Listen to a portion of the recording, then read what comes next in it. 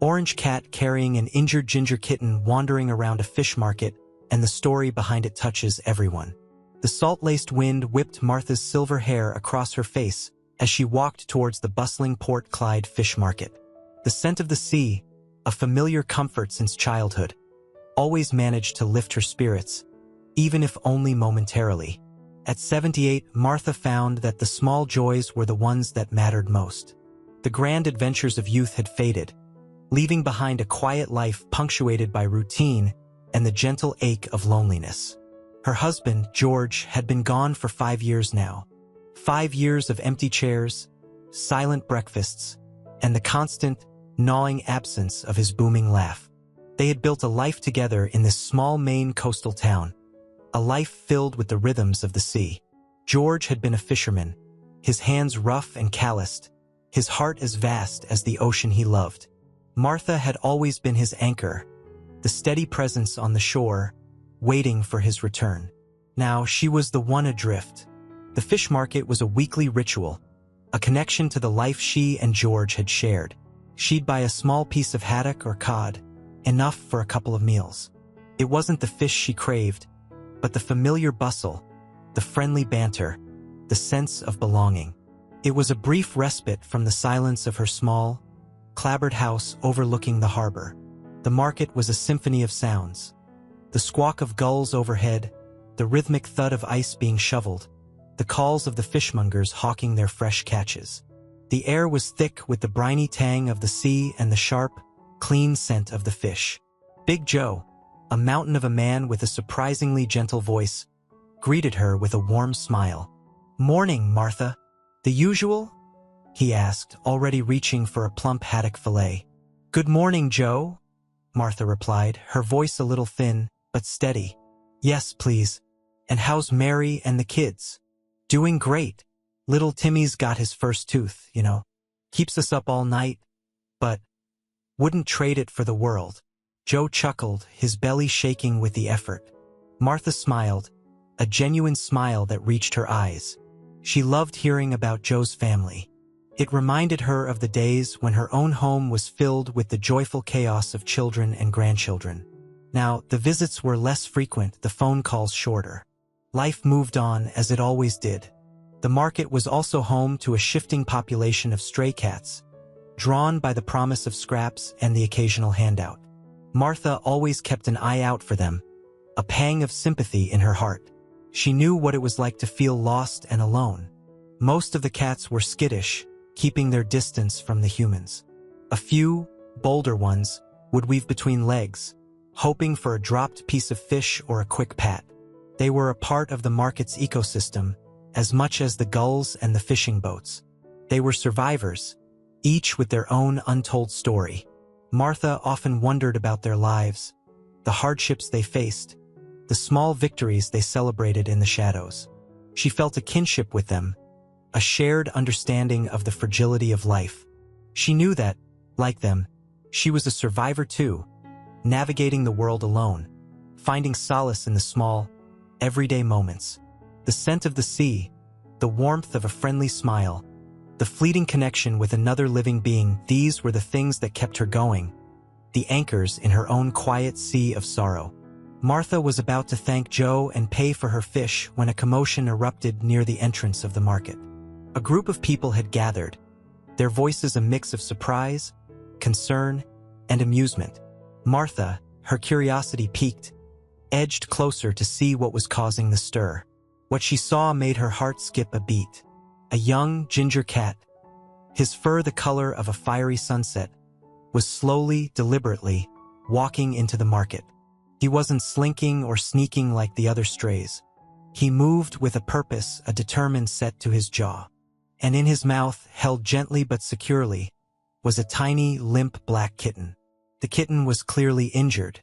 One of its back legs hung at an unnatural angle, and its fur was matted with what looked like dried blood. His eyes were closed, and it wasn't moving. Martha felt a surge of protectiveness, a maternal instinct that hadn't been stirred in years. The orange cat, ignoring the stares and murmurs, continued his slow procession. He moved with a careful grace, his every step measured to avoid jarring the kitten. He looked exhausted, his usually vibrant fur dulled with dust and grime, but his eyes, a striking emerald green, were fixed on some unseen point ahead. "Well, I'll be," Big Joe muttered, scratching his head. Never seen anything like that before. A young woman, her face etched with concern, knelt down, trying to get a closer look at the kitten. "Oh, the poor thing," she whispered. Is it alive?" The orange cat hissed, a low, warning rumble that made the woman recoil. He shifted the kitten slightly in his mouth, as if to shield it from any potential threat. It was clear he wouldn't let anyone near his precious cargo. An older man, a fisherman by the looks of his weathered face and worn boots, chuckled. "That's one protective mama cat," he said. "I don't think it's a mama," Martha corrected gently. "He looks like a tom to me, a young one at that." She had always had a knack for animals, a way of understanding their unspoken language. She could see the exhaustion in the orange cat's eyes, the desperation in his posture. He wasn't just protecting a kitten. He was clinging to it, as if it were the only thing that mattered in the world. The crowd continued to watch, a mixture of fascination and helplessness. No one knew what to do. The orange cat had made it clear that he wouldn't tolerate any interference, but the kitten clearly needed help. It was a delicate situation, a standoff between a fiercely protective cat and a group of well-meaning humans. Martha knew she had to do something. She couldn't just stand there and watch. The kitten's life might depend on it. And something about the orange cat's unwavering dedication, his silent plea for help, resonated deep within her. It was a reflection of her own loneliness, her own need for connection. She saw in him a kindred spirit, a fellow traveler on the lonely road of life. Martha stepped forward, slowly and deliberately, her movements calm and non-threatening. She crouched down, not directly in front of the orange cat, but a few feet away, off to the side. She didn't want to appear confrontational. "Easy there, fella," she murmured, her voice soft and soothing. "It's all right. We're not going to hurt you or your little friend." The orange cat, she had already decided to call him Rusty, for his vibrant fur, eyed her warily. His green eyes, usually so bright, were clouded with exhaustion and suspicion. He didn't hiss, but he didn't relax either. He remained still, a statue of orange fur and unwavering determination, the tiny ginger kitten still cradled in his mouth. Martha began to talk to him, not in baby talk, but in the same tone she used to use with George, a tone of quiet respect and understanding. She talked about the weather, about the fishing boats coming in, about the gulls circling overhead. She talked about anything and everything, just to let Rusty get used to the sound of her voice. She noticed the small details. The way his whiskers twitched, the slight tremor in his legs, the way he kept his body positioned to shield the kitten from the cold draft coming from the open doorway. She saw the weariness in his eyes, the dust clinging to his fur, the faint scent of motor oil that suggested he'd been near cars. Slowly, almost imperceptibly, Rusty began to relax. His ears, which had been flattened against his head, twitched forward slightly. His grip on the kitten seemed to loosen just a fraction. Martha continued her gentle monologue, her voice a constant, reassuring presence. Big Joe, sensing a shift in the atmosphere, quietly instructed everyone else to back away, to give Martha and the cats some space. He knew Martha had a way with animals. He'd seen her calm down a snarling dog with nothing but a gentle touch and a few kind words. After what seemed like an eternity, but was probably only about 15 minutes, Rusty took a tentative step forward. Then another. He was still wary, but he was clearly drawn to Martha's voice, to the quiet empathy she radiated. Martha didn't reach out to touch him. She knew that would be a mistake. She simply continued to talk, her voice a low, steady hum. She praised his bravery, his dedication, his unwavering love for the little black kitten. Finally, Rusty stopped directly in front of her. He lowered his head, slowly and carefully, and gently deposited the kitten onto the cold, concrete floor. He didn't take his eyes off Martha, as if gauging her reaction, waiting to see if she would betray his trust. The kitten lay there, motionless. Martha held her breath, fearing the worst. But then, she saw a tiny, almost imperceptible movement. A twitch of a whisker, a slight rise and fall of the chest. The kitten was alive. Martha reached out, not to touch the kitten, but to stroke Rusty's head very gently. He flinched at first, but then he leaned into her touch, a soft purr rumbling in his chest. It was the first sound he had made, other than the warning hiss, since entering the market. It was a breakthrough, a moment of connection, of trust earned through patience and understanding. Martha knew that the journey was far from over, but this small victory filled her with a sense of hope, a warmth that spread through her like the morning sun. The little black kitten and the brave orange cat who had carried her to safety had found a temporary haven, a moment of respite in the storm of their lives. And Martha, in her own quiet way, had found a renewed purpose, a reason to believe in the power of kindness and compassion. "Joe," Martha said, her voice still soft but now filled with a newfound determination. "We need to get them to a vet, right away." Big Joe, who had been watching the scene unfold with a mixture of awe and concern, nodded immediately. "You got it, Martha. I've got a carrier in the back. Used to use it for my old tabby, Whiskers. Let me grab it." He disappeared into the back room of the market and returned a few moments later with a sturdy, plastic pet carrier. It was a little dusty but otherwise in good condition. Getting Rusty and Shadow, as Martha had now named the kitten, into the carrier was another challenge. Rusty was still protective, reluctant to let Shadow out of his sight. Martha, however, had established a rapport with him, a bond of trust that allowed her to gently coax him forward. She placed the carrier on the floor, its door open. She then carefully scooped up Shadow, who was surprisingly light, and placed her inside the carrier, on a soft towel that Joe had provided. Shadow stirred slightly but didn't fully wake. Rusty hesitated, his green eyes darting between Martha and the carrier. He clearly didn't want to be separated from Shadow, but he also seemed to understand that this was necessary. Martha continued to talk to him, her voice soothing and reassuring. "It's all right, Rusty," she murmured. "We're going to get her help. You can come too. You can stay with her." Finally, with a last, hesitant look, Rusty stepped into the carrier, curling up protectively around Shadow. Martha gently closed the door, securing it carefully. "I'll drive you, Martha," Joe offered. "Dr. Carter's office is just a few miles down the road. She's the best vet in the county." Martha gratefully accepted. She wasn't sure she could handle the drive herself. Her hands were still trembling slightly from the emotional intensity of the morning. The drive to Dr. Carter's office was quiet. Martha sat in the back seat, next to the carrier, keeping a watchful eye on Rusty and Shadow. Rusty was surprisingly calm, his purr a low, constant rumble. Shadow remained mostly still, her breathing shallow but regular. Dr. Emily Carter was a woman in her early 40s, with kind eyes and a gentle demeanor. She had a reputation for being not only skilled but also compassionate, treating every animal as if it were her own. Her small clinic was clean and welcoming, filled with the comforting scent of antiseptic and animal treats. When Martha and Joe, carrying the carrier, explained the situation, Dr. Carter immediately ushered them into an examination room. She listened attentively to Martha's account of what had happened, her expression a mix of concern and admiration for Rusty's devotion. "Let's have a look at this little one," she said, gently opening the carrier. Rusty hissed softly, but Martha's reassuring presence calmed him down. Dr. Carter carefully examined Shadow, her touch gentle and expert. She checked her breathing, her heartbeat, her temperature.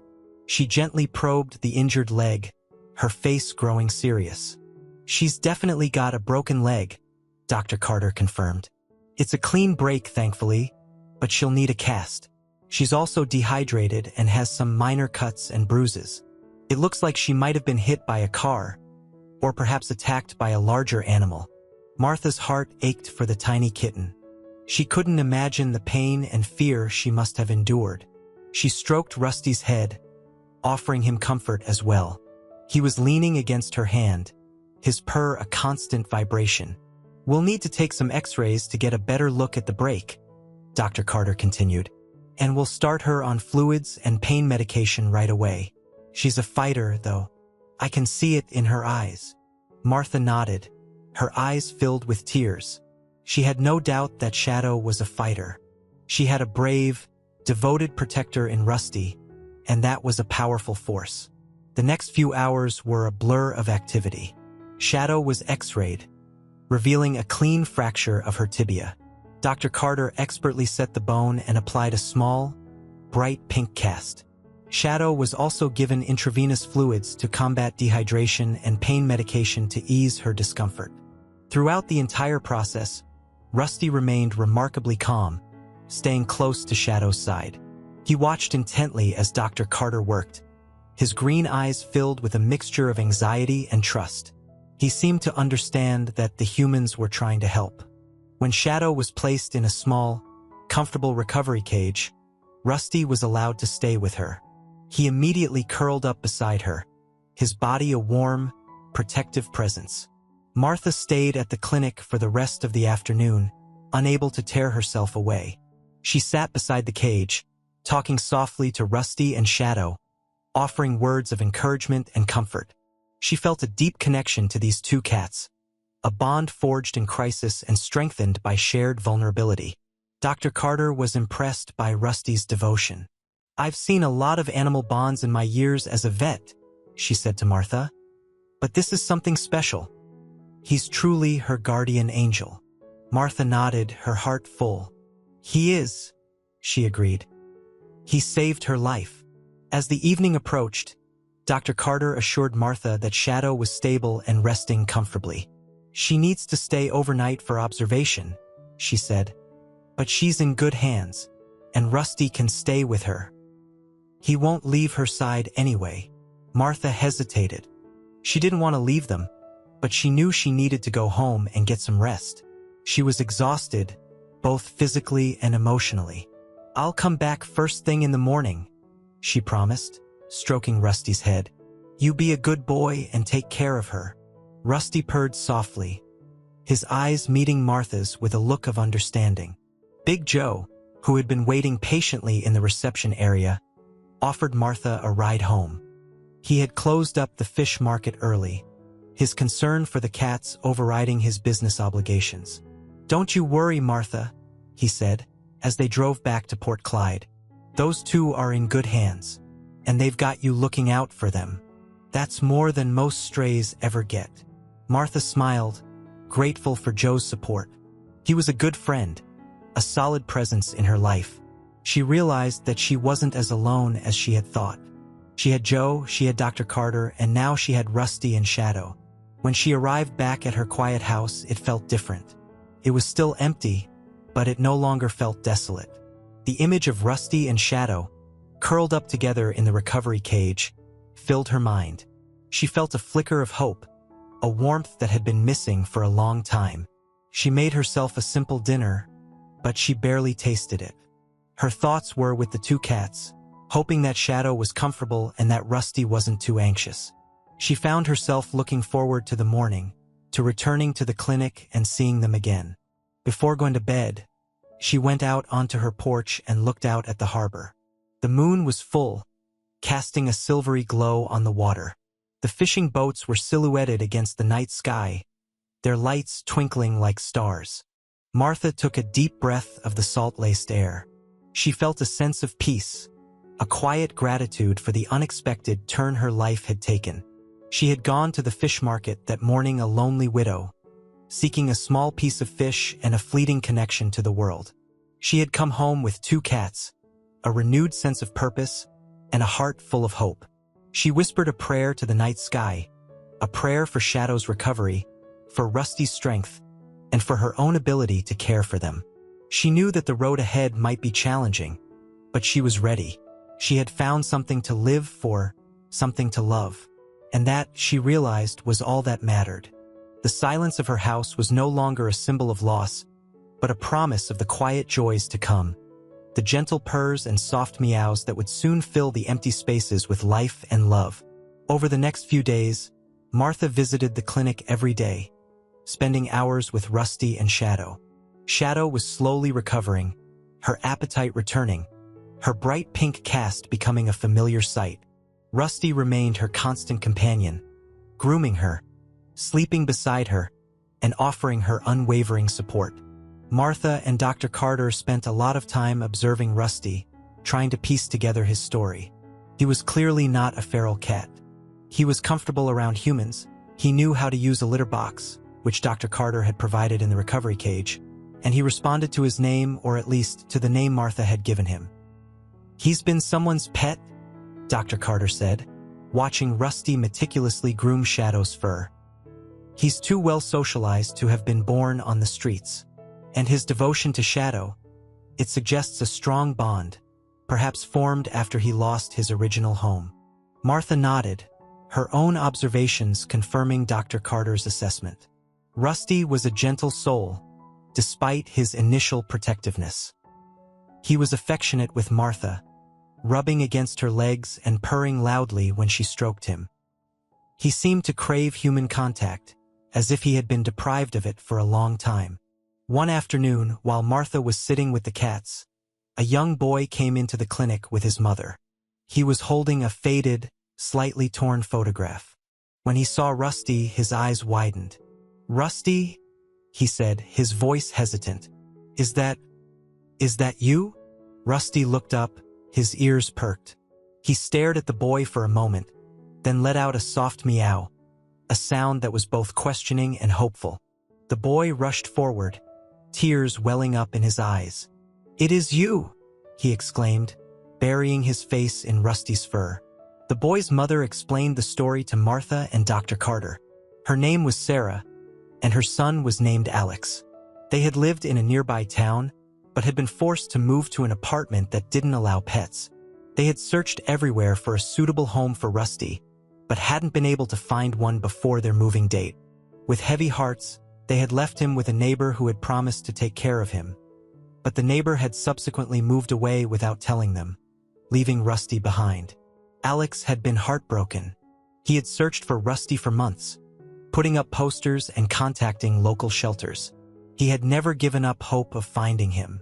Martha's heart ached for Alex and for Rusty. She could see the deep bond between them, the joy and relief on Alex's face, the way Rusty was nuzzling into the boy's embrace. However, there was also Shadow to consider. Rusty's devotion to the injured kitten was undeniable. He had saved her life, cared for her, and stayed by her side through thick and thin. Sarah, seeing the situation, knelt down beside Martha. "I can see how much Rusty cares for that little kitten," she said, her voice filled with compassion. "And I can see how much you care for both of them." She paused, thinking for a moment. "We can't take them," she said, her voice tinged with regret. "Our apartment is too small, and we just can't have pets. But maybe they could stay with you? You clearly have a connection with them, and they seem very happy here." Martha was taken aback.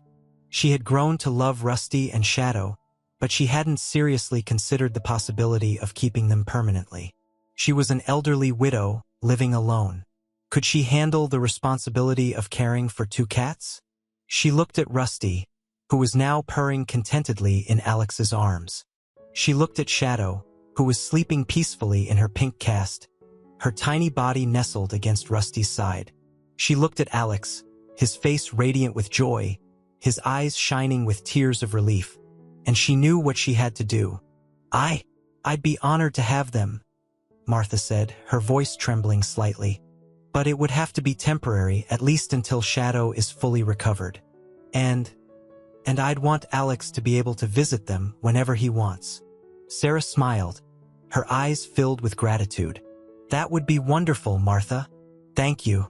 Thank you so much." Alex, his face beaming, hugged Martha tightly. Thank you," he repeated. "You're the best." And so it was decided. Rusty and Shadow would go home with Martha, at least for the time being. Dr. Carter gave Martha detailed instructions on how to care for Shadow's leg, how to administer her medication, and what to watch out for. She also gave her a supply of cat food, litter, and toys. "They're lucky to have you, Martha," Dr. Carter said, as Martha prepared to leave. "You've given them a second chance at life." Martha smiled, her heart full. "They've given me a second chance, too," she replied. The drive home was filled with a mix of excitement and trepidation. Martha had owned cats before many years ago, but it had been a long time. She wondered if she was up to the task. When they arrived at her house, Martha carefully carried the carrier inside. She had prepared a spare bedroom for the cats, setting up a comfortable bed, a litter box, food and water bowls, and a scratching post. She opened the carrier door, and Rusty cautiously stepped out, followed by Shadow, who hobbled on her 3 good legs. They explored their new surroundings, sniffing cautiously at everything. Rusty seemed a little anxious, but Shadow, despite her injury, was surprisingly curious and playful. Martha watched them, her heart swelling with affection.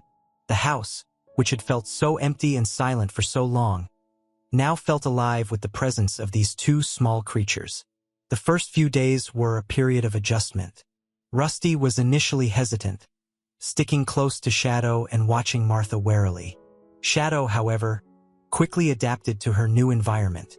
She was a playful kitten, despite her cast, and she soon discovered the joys of chasing after toy mice and batting at dangling feathers. Martha spent hours playing with them, talking to them, and simply watching them. She found herself laughing again, something she hadn't done much of since George had passed away. The cats brought a sense of joy and lightness into her life, a warmth that chased away the loneliness. She also discovered that caring for them was surprisingly therapeutic. The routine of feeding them, cleaning their litter box, and tending to Shadow's needs gave her a sense of purpose, a reason to get up in the morning. Alex visited regularly, often bringing his mother with him. He would play with Rusty and Shadow for hours, his laughter echoing through the house. Martha enjoyed watching them together, the bond between the boy and the cat as strong as ever. She also started receiving unexpected help from her neighbors. Word had spread about the orange cat who had carried the injured kitten to the fish market, and about the elderly widow who had taken them in. People stopped by to offer their assistance, bringing gifts of cat food, toys, and even homemade catnip mice. The small coastal town of Port Clyde, with its close-knit community and its shared love of the sea and its creatures, had embraced Rusty and Shadow, and in doing so had embraced Martha as well. She was no longer the lonely widow, isolated in her grief. She was part of something larger, a community of caring individuals who had come together to help 2 small cats in need. Weeks turned into months, and Shadow's leg healed beautifully. Dr. Carter removed the pink cast, and Shadow, after a few tentative steps, was soon running and jumping with the boundless energy of a healthy kitten. Her black fur, once matted and dull, now gleamed with health. Rusty, freed from the constant worry for Shadow's well-being, began to relax even more. He became increasingly affectionate with Martha, purring loudly whenever she petted him, rubbing against her legs, and even sleeping on her bed at night. He was still protective of Shadow, but he no longer felt the need to be constantly vigilant. Martha's life had been transformed. Her days were filled with the playful antics of the 2 cats, the comforting sound of their purrs, the warmth of their companionship. She had a reason to get up in the morning, a reason to smile, a reason to laugh. She started taking the cats for walks in the garden, using a special harness and leash designed for cats. Rusty, initially hesitant, soon grew to enjoy these outings, exploring the flower beds and sniffing at the salty air. Shadow, still a bit clumsy, would often stumble and fall, but Rusty was always there to help her up, licking her face and nudging her gently. The neighbors continued to be supportive, often stopping by to chat with Martha and to play with the cats. The local newspaper even ran a story about Rusty and Shadow, featuring a photograph of them curled up together on Martha's porch. The story touched the hearts of people all over the state, and Martha received letters and cards from strangers, praising her kindness and Rusty's bravery. Alex continued to visit regularly, his bond with Rusty as strong as ever. He would often help Martha with chores around the house, mowing the lawn, weeding the garden, and even helping to clean the cat's litter box. He had become like a grandson to her, filling a void in her life that she hadn't even realized was there. One evening, as Martha was sitting on her porch, watching the sunset over the harbor, she realized how much her life had changed. She was no longer alone. She had Rusty and Shadow, two loving companions who had brought joy and purpose back into her life. She had Alex, a kind and caring young boy who had become like family. She had a community of friends and neighbors who supported and cared for her. She looked at Rusty and Shadow, who were curled up together at her feet, their purrs a soft, rhythmic counterpoint to the sound of the waves. She stroked their fur, feeling the warmth of their bodies, the contentment in their hearts. She had found happiness again, not in the grand adventures of youth, but in the small, everyday moments of love and companionship. She had learned that even in the face of loss and loneliness, there was always hope, always the possibility of finding joy in unexpected places. The scent of the sea, which had once been a reminder of her sorrow, now filled her with a sense of peace and contentment. She was no longer adrift. She had found her anchor, her safe harbor, in the love of two small cats and the kindness of her community. The story of Rusty and Shadow, the courageous orange cat and the injured black kitten, continued to spread throughout Port Clyde and beyond. People were touched by Rusty's unwavering devotion, by Shadow's resilience, and by Martha's compassionate heart. The local animal shelter, which had been struggling with overcrowding and limited resources, received an unexpected influx of donations. People inspired by Rusty and Shadow's story wanted to help other animals in need. Volunteers stepped forward, offering their time and skills to care for the animals and to improve the shelter's facilities. Big Joe, inspired by Martha's example, started a pet food pantry at the fish market, collecting donations of pet food and supplies for families who were struggling to afford to feed their animals. The idea quickly caught on, and other businesses in town started similar initiatives. Dr. Carter, seeing the positive impact that Rusty and Shadow had on the community, decided to start a therapy animal program, training suitable animals to visit hospitals, nursing homes, and schools. Rusty, with his gentle nature and affectionate personality, became one of the program's star volunteers. Martha, accompanied by Rusty and Shadow, who often rode in a special cat backpack, began visiting the local nursing home, bringing joy and comfort to the residents. The elderly patients loved stroking Rusty's soft fur and watching Shadow play with her toys. The cats seemed to have a sixth sense, knowing who needed extra attention and affection. One resident, a woman named Eleanor who had been withdrawn and unresponsive since her husband's death, began to smile and talk again after spending time with Rusty and Shadow. The cats had awakened something in her, a spark of joy that had been dormant for too long. Alex, inspired by his experiences with Rusty and Shadow, decided he wanted to become a veterinarian. He started volunteering at Dr. Carter's clinic, helping with cleaning, feeding, and caring for the animals. He was a natural, his gentle touch and compassionate heart making him a favorite among the animals and the staff. The community of Port Clyde, already close-knit, became even more connected through their shared love of animals and their admiration for Rusty and Shadow. They organized fundraisers for the animal shelter, held pet adoption events, and even started a pet appreciation day in the town park. Martha found herself at the center of this outpouring of love and support. She was no longer just the lonely widow. She was a local hero, a symbol of compassion and resilience. She had shown the community the power of the human-animal bond, the ability of animals to heal and to bring people together. She often received letters and cards from people who had been touched by Rusty and Shadow's story. Some shared their own stories of loss and recovery, of how their pets had helped them through difficult times. Others simply expressed their gratitude for the reminder that there was still goodness and kindness in the world. Martha treasured these letters, reading them over and over again. They were a testament to the power of love, the enduring strength of the human spirit, and the extraordinary ability of animals to touch our lives in profound ways. The small town had rallied around a simple act of kindness, and in doing so, had created a ripple effect of compassion that extended far beyond its borders. Years passed, and Rusty and Shadow continued to thrive in Martha's care. They were no longer the skinny, scared strays they had once been. They were healthy, happy, and deeply loved. Shadow, despite her early injury, was a graceful and agile cat, her black fur sleek and shiny. Rusty, his orange fur a little faded with age, remained her devoted protector and companion. Martha's life was full and rich. She had her cats, her friends, her community, and the constant joy of knowing that she had made a difference in the world.